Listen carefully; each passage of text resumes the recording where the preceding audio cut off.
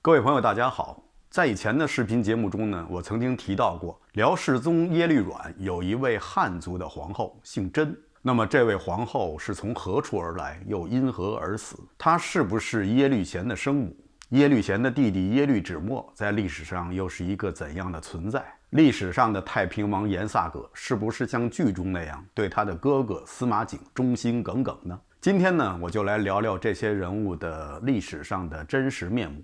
大家也可以比较一下和剧中的有什么不一样。另外，我还会聊一些有关五代十国那段时间的历史。如果时间允许又不跑题的话，那么这位甄皇后又是从何而来呢？辽国的皇室人员一定会理直气壮地告诉你，是我们抢来的。怎么了？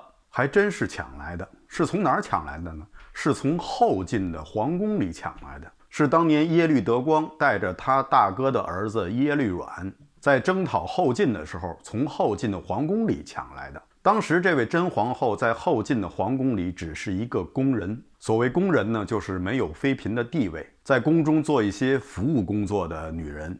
应该说她们也是皇帝的女人。当年耶律阮第一眼看见甄氏的时候是惊为天人，从此可谓是一抢钟情，不仅把这位据说年龄比他还大的甄氏立为了王妃，而且在耶律阮称帝以后，还直接把她立成了皇后，成了辽国历史上唯一的甄皇后。说起这个甄皇后啊，不由得让我想起了历史上另外一位甄皇后。她是谁呢？可能提起这个名字，大家可能就知道了，她叫甄宓。如果这个名字大家还是没有想起来的话，那就想想曹植的那篇《洛神赋》。据说《洛神赋》就是曹植写来赞美这位甄氏的。说起来啊，这位甄皇后和辽国那位甄皇后也有一点是相通的，就是她也是被抢来的。她是曹操的儿子曹丕从袁绍的儿子袁熙手里抢来的。这位甄宓以前是袁熙的夫人。后来曹军在攻陷邺城以后，曹丕先下手为强，把这位甄氏抢到手。如果晚一步的话，自己心仪的美人就会被那位人妻控他的父亲曹操捷足先登了。当然了，这些都只是开玩笑，曹操并没有惦记着袁熙的夫人甄氏。曹植的《洛神赋》赞美的也不是甄宓，曹植也没有和他这位嫂子发生过什么刻骨铭心的爱情故事。曹植也不是最先看上的甄宓，而后又被他的兄弟曹丕横刀夺爱。实际上，攻陷邺城的时候，曹植只有11、12岁，所以不可能第一眼就爱上了甄宓。而长大以后，曹植对他这位已经成为皇帝的大哥是能躲多远就躲多远。不然下一次如果才思突然枯竭，不能够七步成诗的话，那再枯竭的可就不光是才思了。所以曹植也不大可能有机会与甄宓发展什么感情，这些都是后世的人杜撰的故事，甚至甄宓的这个宓字都是后世的人加上去的。有的朋友可能会说，这两位甄皇后都是被抢了以后反而成了皇后，那么是不是可以算作因祸得福呢？其实啊，还真算不上什么福。辽国的这位甄皇后结局大家已经知道了，这位曹魏时期的甄皇后结局就更为悲惨。曹丕刚得到甄宓的时候呢，还对她是恩宠有加，但是后来随着被废除的汉献帝刘协把他的2个女儿嫁给了曹丕做妃子，又有一位叫郭女主的颇有心计的女子进入了后宫，逐渐得到了曹丕的宠爱。这时候的甄宓已经是年老色衰，逐渐的就被冷落下来了。甄宓想到往日的恩爱，不免会有一些怨言，于是呢，他就写了一首诗叫《堂上行》，送给了曹丕。其实也就是劝曹丕要顾念往日的情感，能够回心转意。但是这位曹丕不仅是不为所动，而且在郭女主的谗言之下，还遣使节赐死了甄妃。不仅如此，在甄妃死后，曹丕还亵渎了她的尸体，令其以发掩面，以糠塞口。可能是想让他面不能食，口不能言，无处去诉说他的冤屈吧。虽然说甄妃之死有可能是因为背后的那位郭女主挑拨离间又进献谗言所致，但是罪魁祸首还是应该是这个曹丕。虽然说可能曹丕有他自己的想法，那是因为他想立郭女主为后，但是郭氏又没有儿子，而曹丕心目中的皇位继承者就是珍妃的儿子曹睿。这样，如果立郭氏为后，而太子和将来的皇帝又不是郭氏的亲生骨肉的话，这种连接在曹丕看来是不稳定的。所以，出于统治稳定上的考虑，他杀了曹睿的生母珍妃，而让曹睿由郭女主来抚养，似乎是用最简单的方式达到了他稳定统治的目的。但不管怎么说，曹丕都是一个渣。虽然说是贵为天子，也不过是一捧黄渣。说起来啊，这位汉族的皇帝还真不如耶律阮这位契丹族的皇帝有情有义。耶律阮对他这位真皇后可以说是始终如一。他立其为后，一方面呢是两个人的感情所致，另外一方面呢也是当时耶律阮要抗衡他的祖母述律氏所代表的后族的势力。虽然说后来辽世宗耶律阮与述律氏在耶律乌质的调停下达成了协议，述律氏承认了他的皇帝地位。作为交换条件之一，耶律阮也娶了述律氏弟弟的女儿，做了他的一个妃子。这个女人名字叫萧萨格之，她应该算是耶律阮的表姑。这位萧妃为耶律阮生了一子三女，这个唯一的儿子就是剧中的耶律贤。三个女儿中，其中有一个女儿叫耶律和古典，后来嫁给了萧氏族人萧铎古。这个萧铎古呢，当时的官职是侍中、驸马都尉。在历史上呢，他是沾了一个特别有名的人的光而出了名。这个特别有名的人呢，就是大将杨业，评书中的杨继业。那么萧铎古是怎么沾的光呢？是杨业在归降宋朝以后的第一场战役中就杀了这个萧铎古，从此一战成名。而萧铎古也因此很不情愿地在清史上留名。这样的留名方式虽说是一条捷径，但是还是不留最好。剧中的耶律芷墨是真皇后所生。在剧中啊，耶律芷墨称呼耶律贤为二哥。那么朋友可能会有些疑惑，大哥又是谁呢？也就是耶律阮的长子，叫耶律吼阿部，很早就去世了。生母是谁，历史上也没有记载。后来迫于后族和耶律的传统势力的压力，同时也是考虑到萧妃对他的一片真心，耶律阮就封这位萧妃为皇后。但是呢，她也是排在珍妃之后的皇后。这样在辽国的历史上，第一次也是唯一的一次，就出现了一帝两后的局面。以前的视频节目中，我曾经讲过，一帝一后是中国传统的帝后结构，但是呢，也有例外。比如说，在南北朝时期的北齐王朝，他的一个皇帝叫高纬的，就是那位精神病皇帝，就是那位很有可能患有精神病的那位皇帝。他就是有两个皇后，分为左皇后和右皇后。另外，基本上同时期的北周政权，那位有名的昏君于文赟，他有5位皇后，而且不分先后，5个手指一般齐。不对，手指是不应该一般齐的，一般齐的应该叫扫把。结果导致的是天下大乱，小小的国家中居然有5位国丈，到最后还是被其中的一位国丈翻了天。这位国丈就是隋文帝杨坚，他的女儿就是那5位皇后之一的杨丽华。另外，元朝还有几位皇帝都是有2位以上的皇后。总的说来呢，汉族的皇帝除了高纬以外，高纬呢他是鲜卑化的汉人，除了高纬以外，汉族的皇帝都是一帝一后。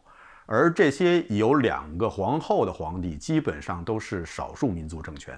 在这里呢，我并没有任何的褒贬的色彩，只能说明各自的文化传统是不一样的。比如说越南，它有很多朝代，很多个皇帝，都是有好几位皇后，所以说这就是一个文化传统的问题，没有褒贬的色彩。像刚才说的曹丕这位一帝一后的皇帝，还真不如契丹国的那个一帝2后的皇帝。对这位真皇后啊，历史上琢磨不多，但是呢，评价是相当高的。史书上称她严明端重，风神娴雅，后宫的管理也是松弛有度，而且不徇私情。就凭这几句话，已经足可以成为一代贤后了。这位真皇后毕竟出身于后晋的皇宫，所以呢也算是见识不凡。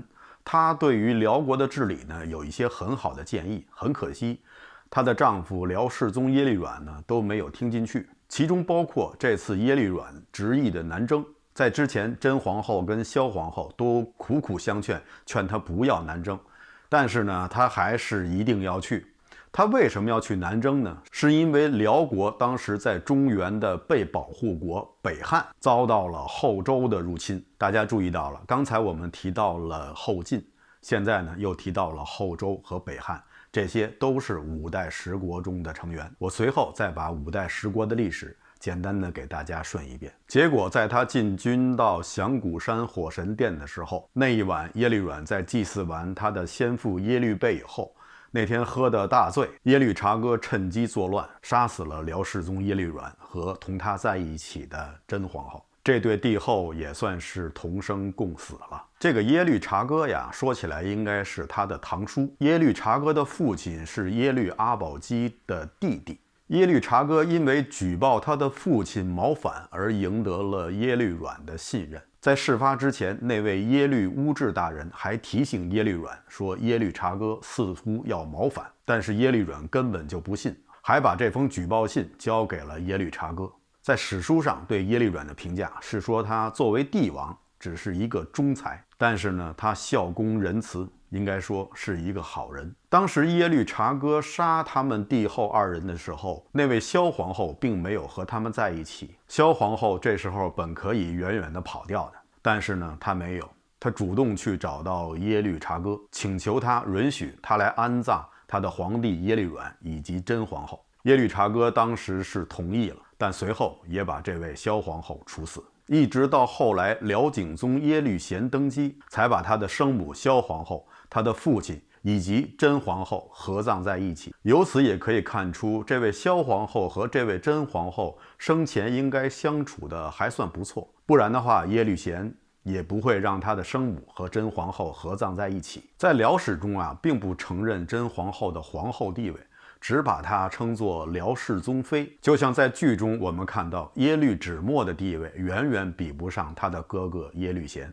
这是因为在传统的契丹贵族看来，耶律贤的血统要更加的纯正，而耶律止墨是有一半的汉家血统的。耶律止墨后来和汉穆宗耶律景的宫女私通，被耶律景惩罚，刺瞎了一目，并且被处以宫刑待斩。后来正好赶上了耶律景被刺杀，他的哥哥耶律贤继位，就赦免了他的罪，还把这个宫女赏赐给了他，还给他封了王。本来他由此就可以好好过他的快乐王爷的日子了。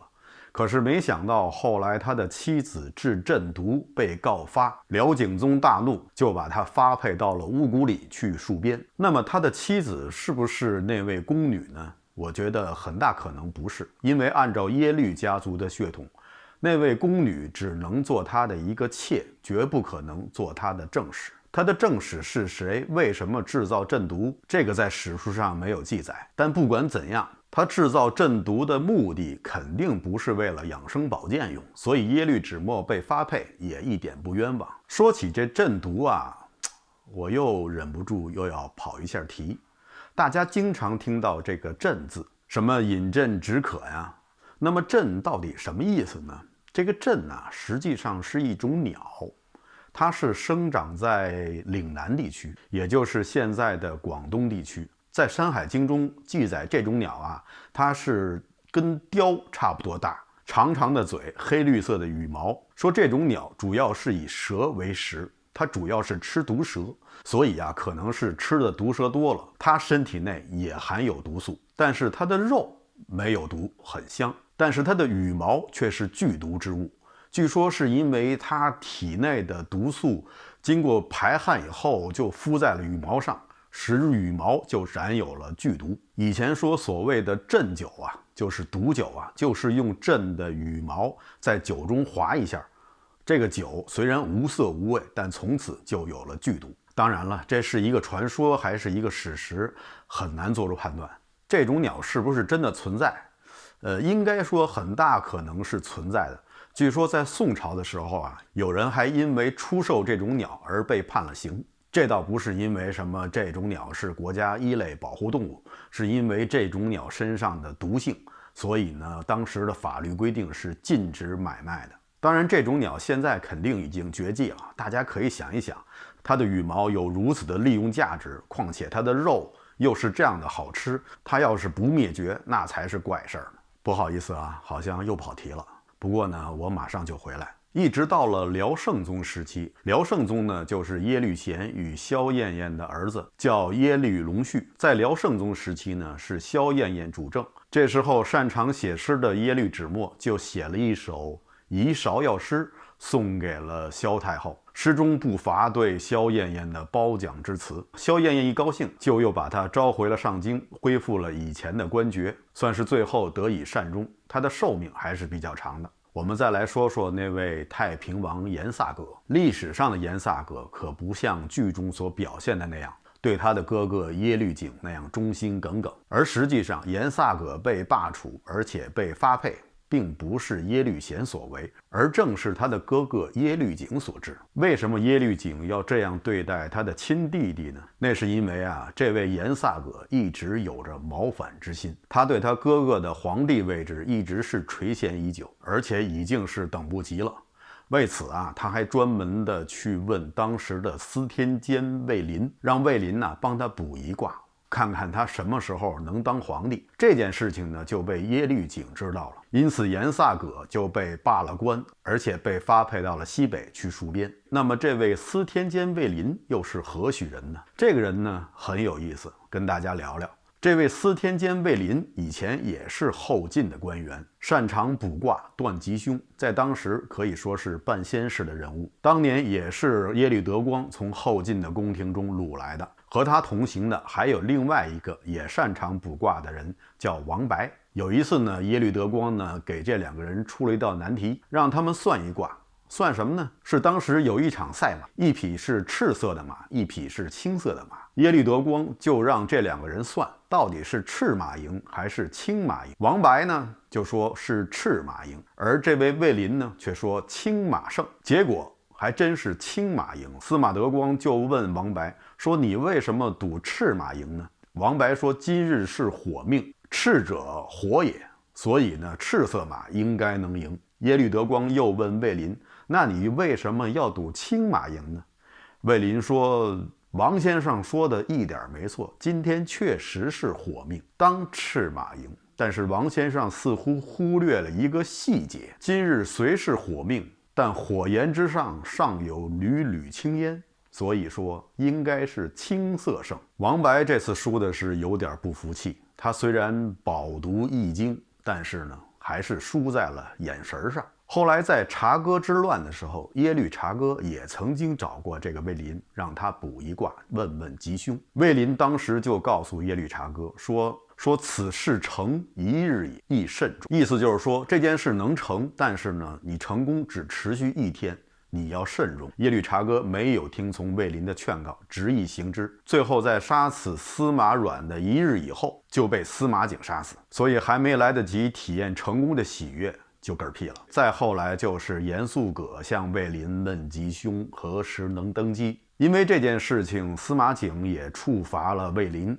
留了他一条命，但是把他发配到了乌古里，就是耶律止墨被发配过的那个地方。到了乌古里以后，说起来像他这种专业人士到哪都很受欢迎。当地的乌古里的节度使有一天把他叫到府上，要与他把酒言欢。这时候呢，正好有人献上了2尾活鲤鱼。这位节度使呢就突发奇想，就和这位卫林说你算一算，这2条鲤鱼哪条先死？就是说一会儿咱们吃饭喝酒会先杀哪条鱼？卫林呢掐指一算，大惊，说咱们2个人都会死在这2条鱼之前。这个节度使大惊，马上命人把这2条鱼杀了，企图以这种方式能躲过一劫。但是没等这2条鱼被杀，就有盗贼闯入，这位节度使和卫林同时遇害，确确实实死在了这2条鱼之前。不好意思好像又有点跑题了，不过我觉得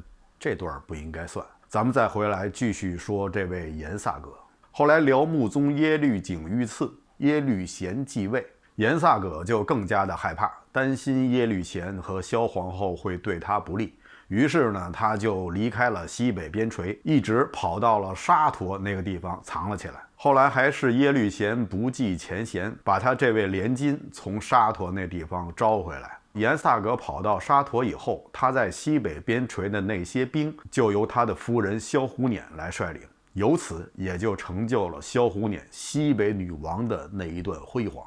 颜萨葛被招活以后，耶律贤对他着实不错，还封他为齐王。很可惜啊，这位颜萨葛没有享清福的命，被封王没多久，他就因为居症而死。所谓居症呢，就是毒疮，在现代医学看起来就是细菌感染，但是因为古代呢没有抗生素，所以这种居症是会死人的。很多古人都是毒疮发作而死，这就是历史上真实的颜萨葛的一生。总的来说，感觉是乏善可陈。好了，说完这几个人物，咱们再回到这段时间的历史。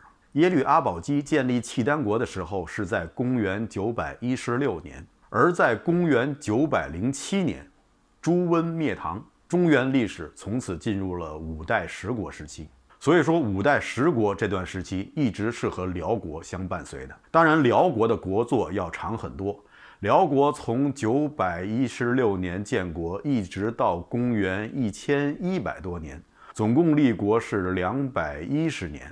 这还不算上后来的耶律大石创建的西辽，如果要算上的话，就差不多达到了300年的历史。而五代十国呢，从907年朱温灭唐到960年赵匡胤建立宋朝，不过经历了区区54年。这54年里，在中原地区又历经了梁、唐、晋、汉、周这5朝。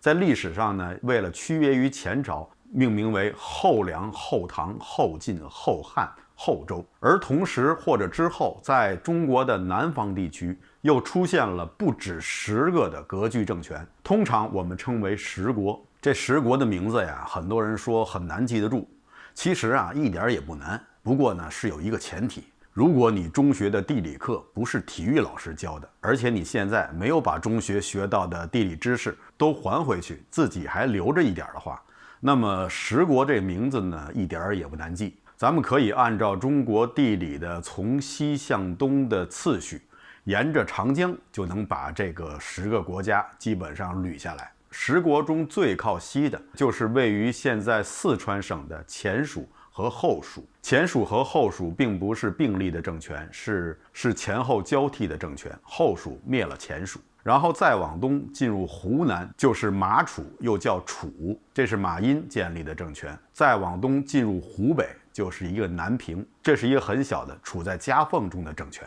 再往东进入安徽、江西，就是我们所知道的南唐，也就是南唐后主李煜的那个南唐。再往东就进入了江南之地，首先我们就进入到了南吴，这是杨行密创立的，在十国中实力非常强大的一个政权，又叫杨吴。再往东就是钱镠创建的吴越政权，这就已经是十国中的7个国了，再加上南边广东、广西一带的南汉，以及福建的闽，再加上十国中唯一处于长江以北的北汉，就是杨继业曾经效忠的那个政权。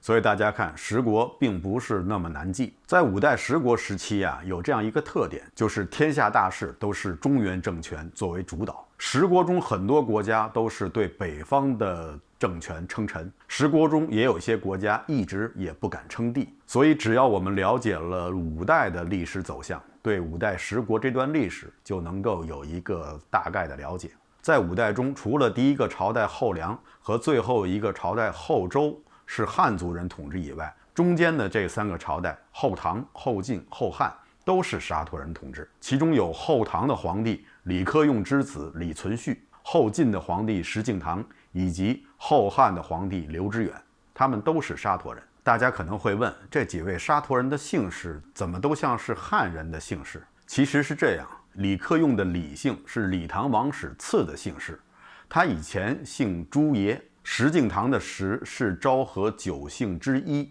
所谓的昭和9姓呢，就是在古时候的粟特族，有可能是现在维吾尔族和回族人的祖先。他们和其他的一些少数民族后来内服中原以后改的9个姓氏，其中有安，就是安禄山的安；史，史思明的那个史；康、曹、何、石、米，不同的姓氏代表他们来自西域不同的国家。比如说姓康的就都是来自于当时西域上一个很大的国家叫康国，姓石的呢就来自于当时的石国。像现在的乌兹别克斯坦首都叫塔什干，在突厥语中就是石的意思。那么是不是现在姓这些姓氏的人都是胡人的后代呢？这个可不一定，因为有些姓氏是在他们内服之前，在中原地区就已经存在过的。但是有些姓氏是中原之前是没有的，比如说芈，这个姓氏在之前是没有的，所以姓这个姓氏的人十有八九是有胡人的血统的。这里我再强调一遍，说谁有胡人的血统，没有任何褒贬的意思，都是中国人，不要以血统来划分，这样会造成族群的分裂。我们只是在这里探讨历史的渊源，并不是在分谁贵谁贱。北宋有一个画家叫芈孚，他就不愿承认自己是胡人的后代，非说他是春秋时楚国那个芈姓的后代，后来同音改成了芈。那个芈姓呢，就是我们看过的那个连续剧叫《芈月传》那个姓氏。但是很可惜，历史上只有芈孚自己是这么认为的。后汉的刘知远的刘是冒姓而来的，他本人是一个纯粹的沙陀人。好的，各位朋友，因为时间的关系呢，五代十国的历史呢，今天只能开一个小小的头。在以后的视频节目中，我会把这段时间的历史画卷慢慢的向大家展开，同时伴随着辽国的发展历史和那些载于史册的人物。好的，以上就是本期节目的全部内容，谢谢大家收看，欢迎大家点赞订阅，咱们下期节目再见。